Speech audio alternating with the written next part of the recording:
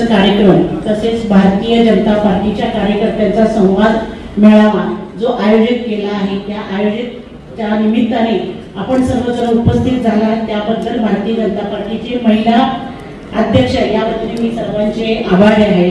आणि या वाढदिवसाच्या निमित्त मी जमदारे साहेबांना खूप खूप शुभेच्छा देते। मला एक थोडंसं बोलायचं आहे जमदारे साहेबांबद्दल।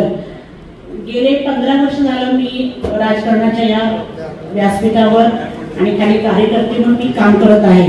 तर मला एक छोटासा अनुभव खूप तुमच्यासमोर शेअर करायचा आहे। जमदारे साहेबांच्या ज्यावेळेस आम्ही संपर्कात येतो त्यावेळेस आपलं इलेक्शन असू दे किंवा काहीही सामाजिक काम असू दे त्या कामानिमित्त ज्यावेळेस आपण जमदारे साहेबांकडे काही काम घेऊन जातो त्यावेळेस साहेबांचा एक स्वभाव एवढा चांगला आहे की ते पूर्णपणे सगळं जे परिस्थिती आहे ते त्यांनी ऐकून घेतात शांत चित्ताने आणि त्याचा पाठपुरावा करून ते काम पूर्ण करून देण्यासाठी आपल्याला आश्वासन देतात। आणि त्याच्याबद्दल आपण सर्वांना या प्रचिती आलेलीच आहे की बँकेच्या निमित्ताने त्यांनी 600 कोटी रुपयाचं जे कर्ज वाटप केलं आहे आपल्या सर्व शेतकऱ्यांना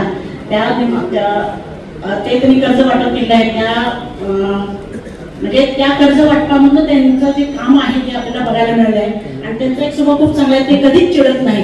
त्यामुळं जमदारे साहेबांना मी विनंती करते की त्यांचा हा स्वभाव तरी नेहमीच असाच ठेवावा आणि त्यांच्या या वाढदिवसानिमित्त मी महिला मोर्चाच्या वतीनं त्यांना मी शुभेच्छा देते।